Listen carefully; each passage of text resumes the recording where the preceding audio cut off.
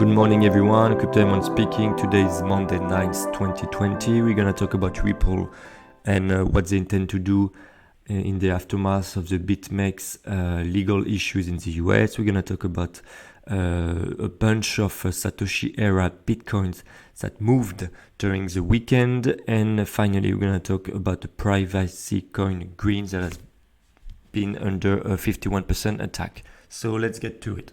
As usual, state of the market. So we sit at $450 billion. The market has been trending up during the past 24 hours after it kind of consolidated heavily over the past few days. Bitcoin is north of 15.4K and Ethereum is close to $450. So quite a positive 24 last hours. Concerning the market, it's also there's a big piece on CoinDesk about just food for thought about diversifying. You know, in traditional finance, they always tell you in 60%, 60-40 portfolio, so 60% stocks, 40% bonds, or vice versa, depending on your risk tolerance. What they're saying is now that bonds don't give any yield and are actually risky, and people have been calling actual bonds a yield-free risk asset when it used to be risk-free assets. And just to show that you bet on the fact that the company is not going to go bankrupt, but you're not even paid for that anymore compared to what it used to be, any company or government. So this is not the same thing as it used to be. It just showed also the performance, mostly stocks going up whatever the period over the past 10 years, thanks to accommodating central banks. And they're just talking about usually you were supposed to take bonds to have less volatility. Well, if you look at this, the TLT in red is okay, a little bit less volatile, but it's nowhere what it used to be 15, 20 years ago. Bonds used to be less volatile. Now bonds almost react as equities in stress periods. So what is the point to own bonds? And so then a lot of people also in the finance space are talking a lot about Bitcoin, gold, and safe haven asset. And it's becoming like it used to be, you talked about Bitcoin, you were a fool. And it used to be like if you don't take into consideration that Bitcoin might be a new asset class that can help you hedge and have better performance, then you are a fool now. So it's kind of interesting to see how the narrative went up. So BTC is having a great time. And so we have a few things and takeaways on this website that I really like. First, Bill Miller, Chief Investment Officer of Miller Value Partners, revealed in an interview on CNBC that his MVP1 hedge fund had half of its investment in Bitcoin. Another respected name that is scared of inflation and devaluation of the currency, invest in Bitcoin. It's just every day we have a new, let's say, financial or corporate star that just invests in Bitcoin and believes in the narrative. This is really powerful, and this is something really different from the 2017-18 bull run. Another thing that's different are Google searches.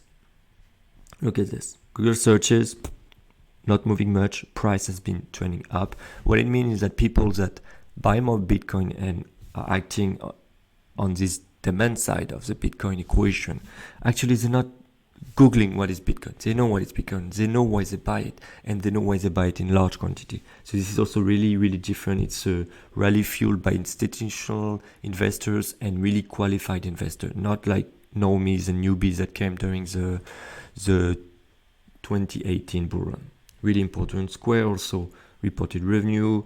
They're doing a killing with Bitcoin. It's great. And we have addresses with more than $1 of Bitcoin just ramping up. This is crazy. Went from 20 to 25 million in not even a year yet. So that's a good growth, 25% growth in terms of users, I would say, or at least wallets, active wallets. And Fidelity is also ramping up to develop its own products, like they're hiring 20 engineers. We have a lot of things. ETH 2.0 is out, so we're now moving to proof of stake for Ethereum. FTX is also gonna launch Ethereum chain called Bitcoin Chain Ether, where you could like do derivatives on Ether and other things, which will provide liquidity actually to the one staking their Ether. So there are a lot of good things happening. I'm really happy about it.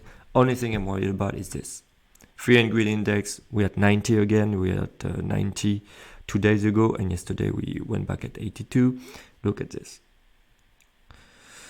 Well, this is a one-year chart, but we are really, really, really high. And I'm really positive on Bitcoin, but this is starting to make me think, did we see the last few days correction as the correction, or is it still to come? I don't know, but I will be cautious on all the altcoin craze.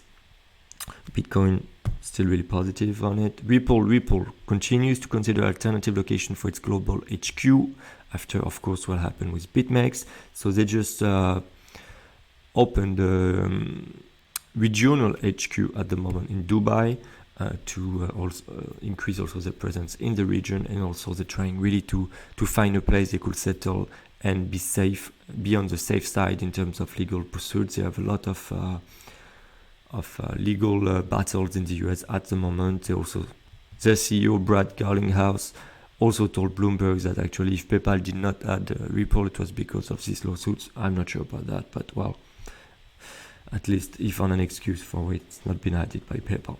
Bitcoin from 2010, so almost more than 10 years ago, just moved. So it was first on Friday, then on Saturday, small amounts. I think they said it was 50 coins on Friday, 50 coins on Saturday, and then on Sunday we had it twice. 20 wallets holding 1,000 Bitcoin moved to a single address. So all of this awaken, as they call them, Bitcoin, represent $32.6 million. So it's not a huge number, but we see more and more of this Satoshi-Era, as they call it, Bitcoins being awakened. Mostly also there were some fears that some of these wallets were compromised with some keys on the darknet and on the darknet. So let's see, maybe it's just the owner just putting them together in a safe place and not wanting to sell them, at least yet. But we're seeing more and more of this. And finally, a coin that I didn't look at for probably 2 years, the GRIN privacy coin, has been attacked on a 51% attacked. Somebody grabbed more than 57% of the hash power. And so the attack is underway. They told all the, let's say, stakeholders and mostly exchanges or other participants to just wait for more and more transaction until it settles down, and so the attacker does not double spend the coin. So it becomes almost regular for the smaller chains. It seems like we have one a week at least of this kind of attacks. So this is all for today. Quite positive news. We're really into a greed phase of the market, so just be safe and do not leverage too much your position at this particular time, and you should be okay in the future. Everything is bright.